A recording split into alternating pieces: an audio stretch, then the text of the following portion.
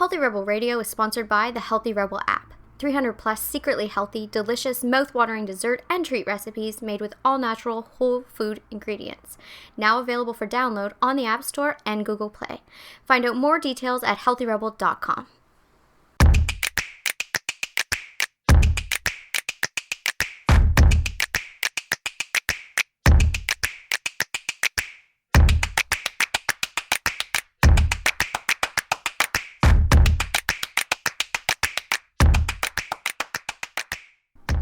Welcome to Healthy Rebel Radio. I'm your host, Dr. David Deiser. I'm here with my Dami Health Healthy Rebel co-founder, Amy Lane. Good morning. Good morning.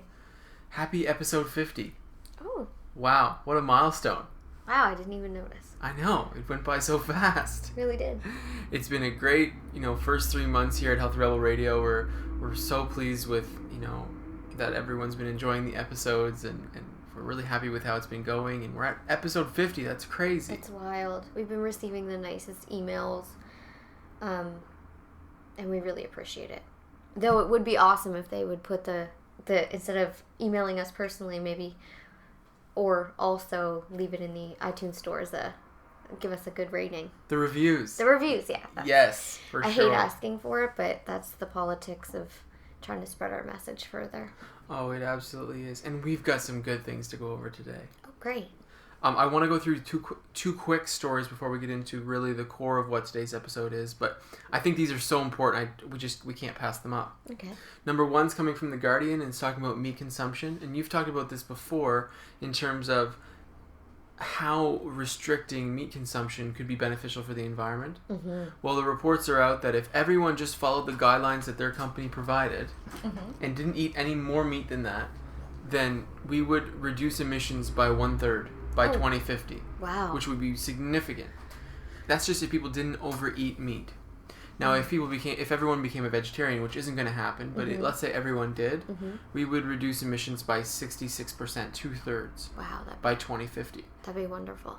Which would just be incredible. I mean, it just shows you the power. And I read a comment the other day that people were confused as to why skipping meat lowers the use of water. So... just a quick, there's many different ways, but keeping livestock in basically the prison systems that we keep them in, raising them, the transport of them, and then the production of the actual meat products has an insane amount of water. It takes a lot of water. It takes a lot of energy.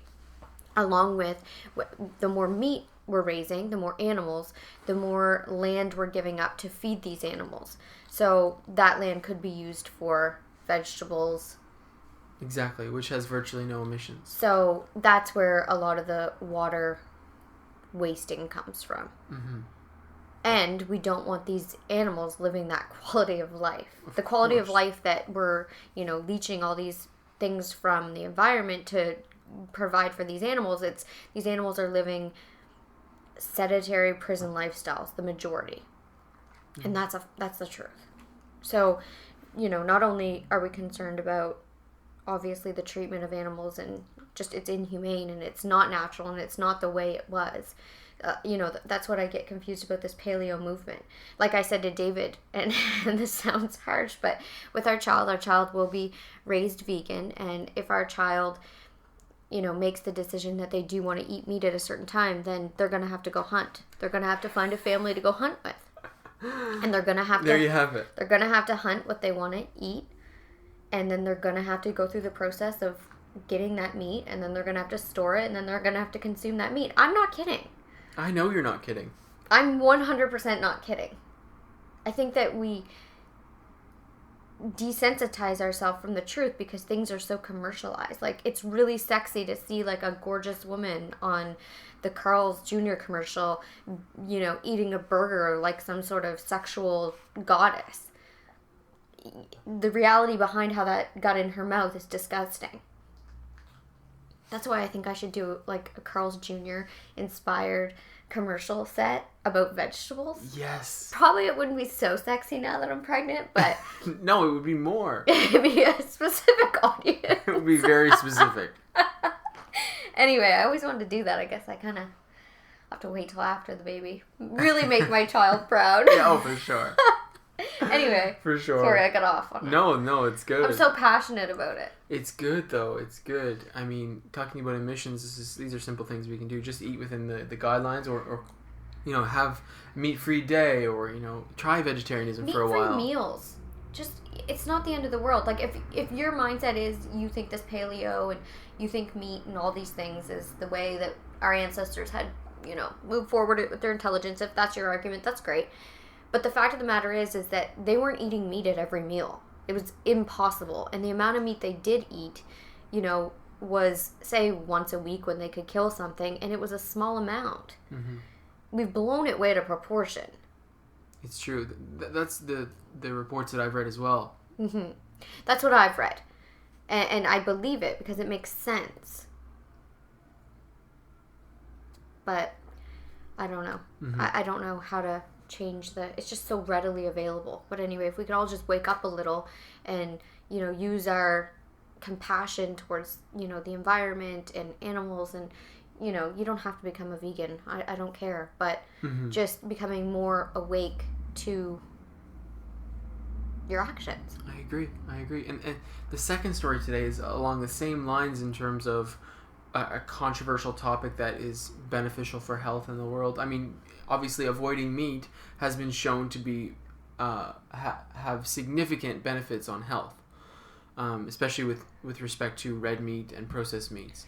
Well, and I also think it's really interesting that, all these men that are in America that have access to the top, heart surgeons and the top people, the top health professionals with the most innovation. These people have the most money.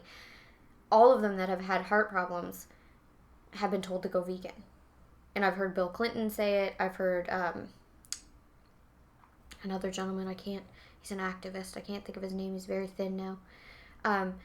Anyway, I will link his name. But all these men say they wouldn't be alive if they weren't vegan now. And really, that's about just reducing dairy and meat. Mm-hmm. Yeah, no, there's tons of research for how good it is to avoid meat at the levels that we're eating it. Mm-hmm. There's tons of it. The second thing today is about the sun. And we all know the positive effects on the sun, the way it makes us feel emotionally, the just how much better it is when you're living in a warm, sunny place. Mm-hmm. But we all know that sun causes skin cancer, and overexposure puts you at a higher risk of developing skin cancer. Mm-hmm. Well, a large study out of Sweden, 29,000 women, they studied for 20 years. The women who had the most sun exposure throughout that course of that time lived the longest. The women who were exposed to sun the most got the most skin cancer, but lived the longest. It's incredibly significant, and they're not sure if it's related to vitamin D levels or some other correlation related to the UV that they're getting from the sun, or if it's no correlation at all and just something else was at play. The thing that would come to my mind is the people that would happen to get more sun exposure would be people that are in nature more and maybe take some more time to enjoy life. Exactly. There could be some other correlation. Mm-hmm. Like, there could be something else. But the point is, the people who were in the sun the most had the least heart disease and the least non-cancer related deaths. In fact, there was one stat within this group of 29,000, 30,000 people, or women, the women who smoked, who avoided the sun, had the same... Oh, how did it go? No. The women who smoked, who were in the sun the most, had the same rates of death of the women who weren't in the sun, who didn't smoke. Very interesting. Very, very interesting. Well, this is confusing mixed information. How so? Having adequate vitamin D levels, we know, is incredibly helpful for basically every cellular process, but especially when it comes to mood, well-being, feeling good. It is a hormone. It does many, many things in the body, and it could potentially be extending life. Mm-hmm. But also, there's other things that could be happening. You're exactly right. Different lifestyle changes that are associated with being out in nature, outside more active even. Mm-hmm. you know, it's very cool. It's very cool. And I know many naturopaths in our community have been, who have been my mentors, have been promoting extra sun exposure beyond the 15 minutes in the summer, and different ways to protect yourself and why, and just maximizing that exposure when you can. I think it's very cool. I mean, I know that I feel better when I'm in the sun. That's... Yeah, but it's a balance. Like, we're not laying out tanning. No, but the people who did the most live the longest. So it's in this study, which is a big study, 30,000 people. Anyhow, we'll get more details on it, and as the sun comes back to Vancouver, we'll be able to chat about it more. What I really want to talk about today is this study that came out of University of Wisconsin-Madison, and it was the article I found this morning was on the Berkeley website, and it's about the 4 keys of well-being. And this is adapted from a talk by a person named Richard Davison, who's doing studies on well-being.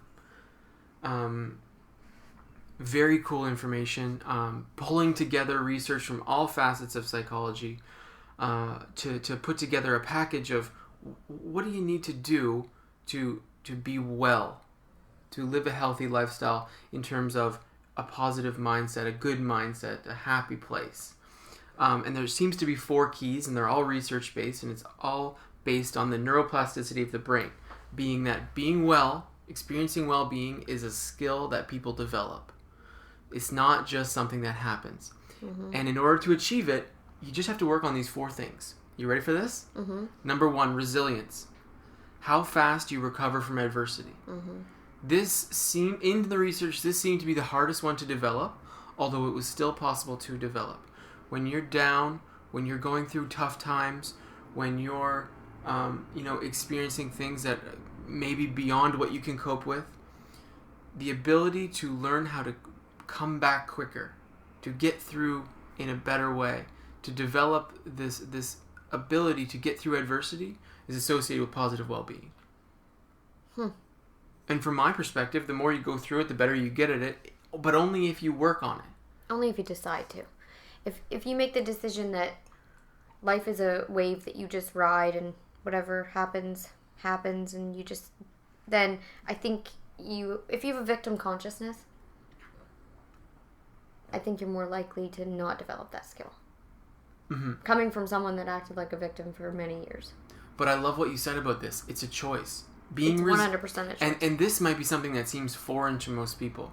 The idea of being resilient to adversity is a choice. Yeah. That first step, the first time you make the decision to be more resilient, to improve your resiliency, that's a choice that you've made. And it doesn't happen right away. I mean, it takes time and it takes consistency. But it does happen.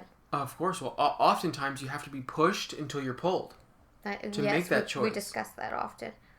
Circumstances push you until you're pulled by inspiration. For sure. So, number 1, resiliency. Improving your ability to overcome adversity. Not just going with adversity and going down the spiral and allowing it to take over and consume you. And saying things like, it was a bad day. Because there's no such thing. Exactly. Right. That leads me into number 2, which is outlook. Improving your outlook. And what that means is improving your ability to see the positive in things. And this can flare up things for people. And I know it did for me at first. How can I see the positive in this situation? The whole thing looks terrible.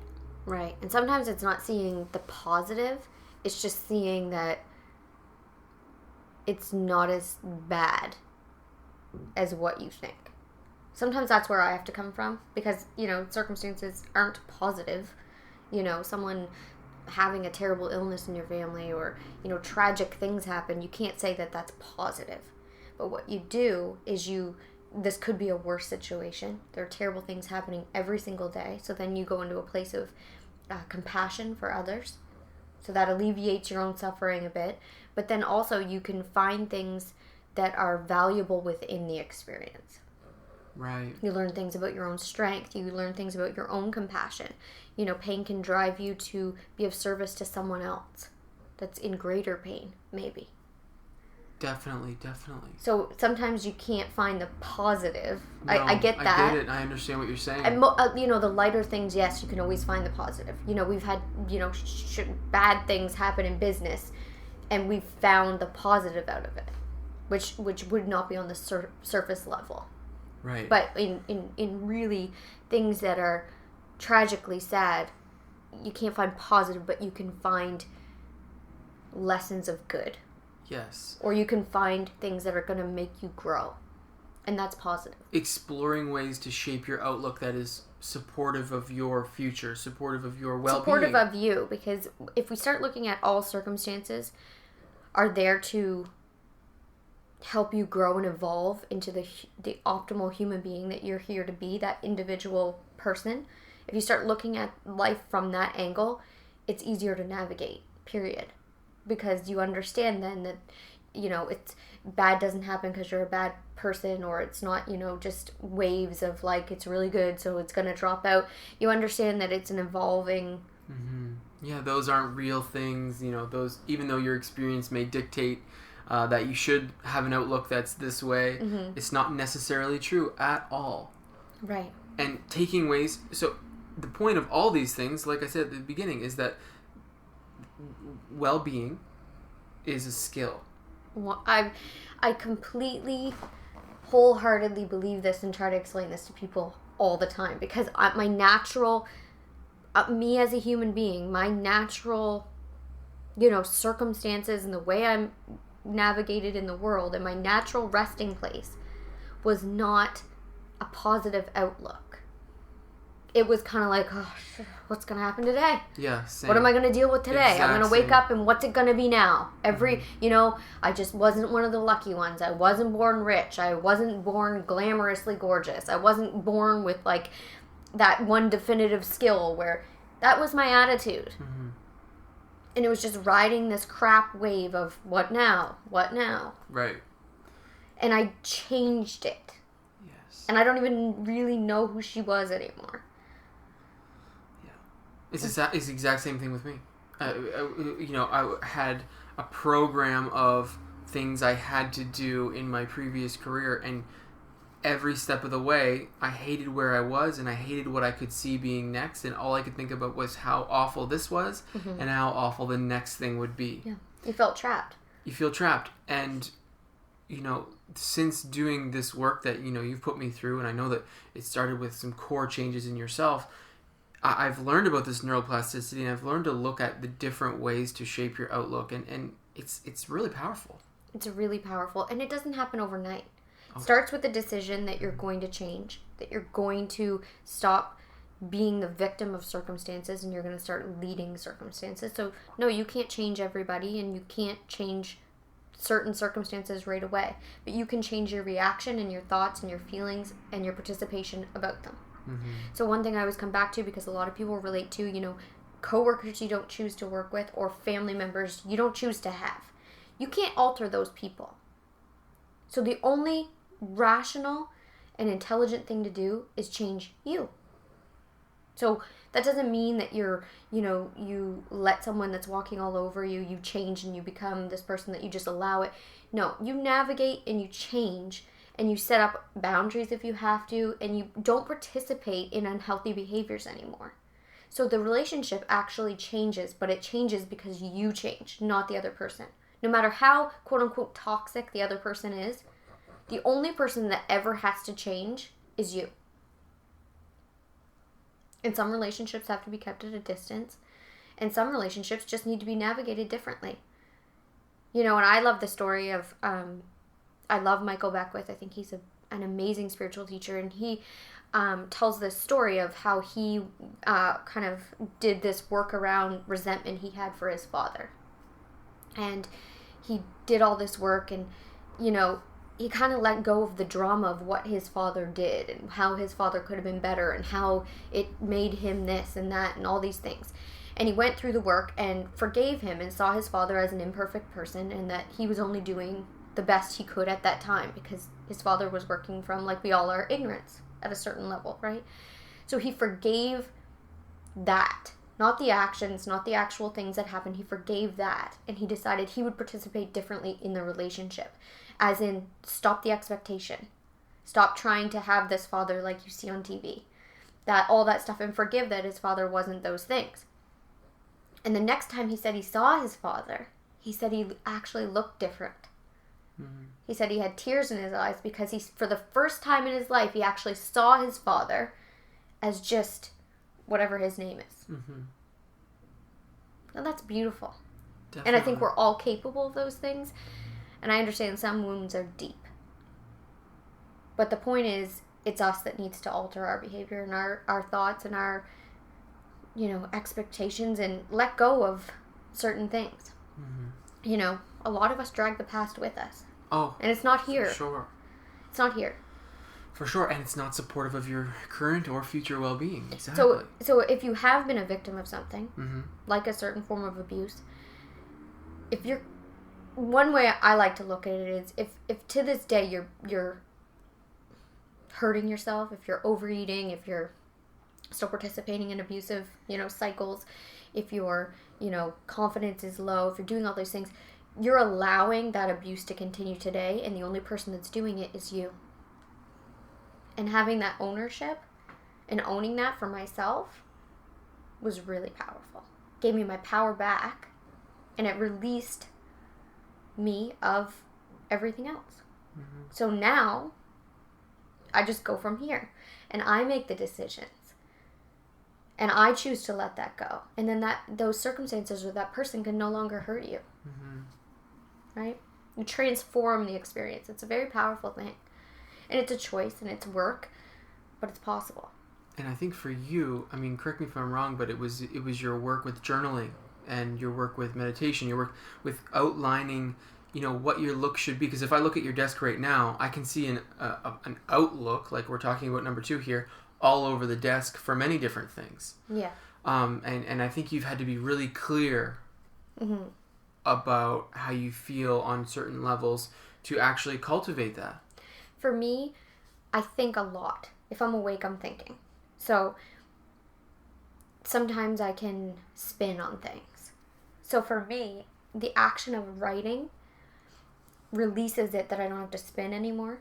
I write it out, I get clear about it, and then I let it go. That can be helpful for shaping the outlook too, because you can write something and think, well, maybe that's not exactly it. And sometimes you should go through it, because all kinds of things come up, and you realize that some of it is stuff you've made up, and once you say it out loud to yourself on a piece of paper, you can kind of giggle, and you can take it less seriously. Because some of it we should giggle at. Yeah. Some of it, shouldn't be taken so seriously. Yeah, for sure. Number 3 in the 4 keys to well-being from Richard Davison that we're following today mm-hmm. is attention. Cultivating and developing your ability to maintain attention in the present, on the thing you're doing, on the thing you're interested, on the people around you. Reducing distraction, basically, is the idea. And in this world, it's hard. It's very hard, and there's tons of different studies out there talking about attention. The most recent one I read was 47% of people can't hold their attention for a very short period of time on one thing they're interested in. It can be very difficult in the current society to actually develop attention, and it's so important for well-being. And they've shown this, that the people who can maintain their attention tend to have a higher mood, tend to feel better. It's really important. Reducing distraction, I think. We see it in so many things, especially in this outlook idea from before. It's very easy to allow your mind to run with negative. Well, in one way I can say that I can loop this back around for us, and what I've learned is David and I have chosen with, good news or good things in our life or projects, good things we're working on, to be more private about them. And the reason that we decided to do that is to reduce distraction. Because what we learned in the past is we would get really excited. I'll tell a circumstance in my life. Something happened for me. I had this breakthrough. I was really, really excited. And I had done all this forgiveness work around certain family members and worked through this whole thing. And I felt, it was my behavior, ownership, all that. So I call this family member because I want to share this amazing, great news. And the family member's reaction was the reaction they've always had of just straight fear, negativity, and kind of minimizing who I am and what I'm capable of. And in that moment, it's like that lesson, like I was learning what I was teaching. Oh yeah, I have to change. They don't have to. Mm-hmm. This person never has to be supportive of me. This person never has to see the highest good in me. Oh yeah. So what I learned from that was, that took me down. It took away my joy. It made me spun into the whole, the childhood wounds, and I could have been this if I wasn't told, minimized, and put down, and blah, blah, blah, blah, blah. So that's where I apply this. We keep things private that, are good and exciting, and we cultivate those things, and we don't turn to those other people for positive reaction. We cultivate our own happiness, and we cultivate our own excitement, and we cultivate our own joy, and no one has to tell us we're great. No, exactly. And no one has to be happy for us. If people are, it's a blessing, but we don't rely on it. Oh, it's so important because everything you're saying is all about adopting personal power and how important that is in well-being. And I think that maybe the overlying idea that is not mentioned in the article, but might be part of each point. Mm-hmm. Developing your personal power is a choice, is something you have to work on. And what was that point though?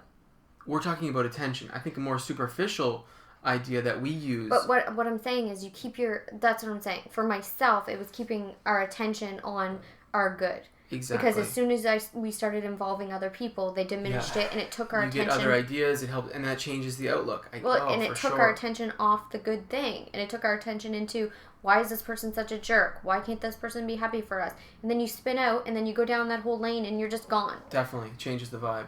So that's one way of keeping our attention.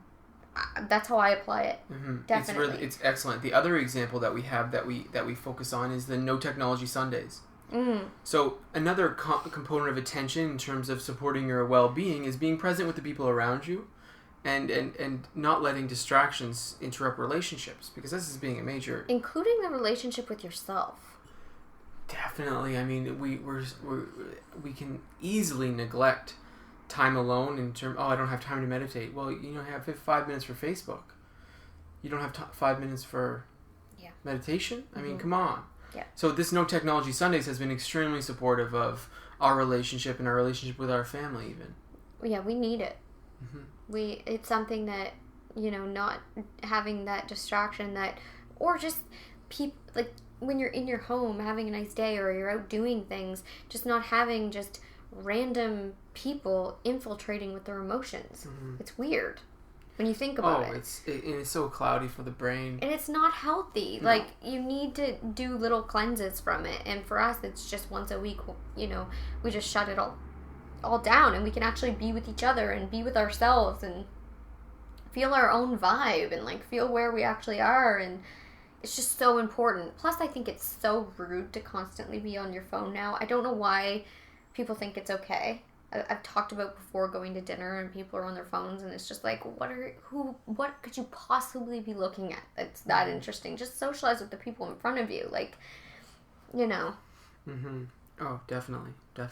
But getting to know yourself and spending time with yourself and letting yourself feel things without, the Facebook feed or the Instagram feed driving up emotions that are not necessarily real, that could be phantoms, is really, really necessary. Mm-hmm. Oh, I absolutely agree. The final thing on the list here is about generosity, and I've seen this I've seen many different studies about how a simple act of kindness can be supportive of your positive neurotransmitters, serotonin, dopamine.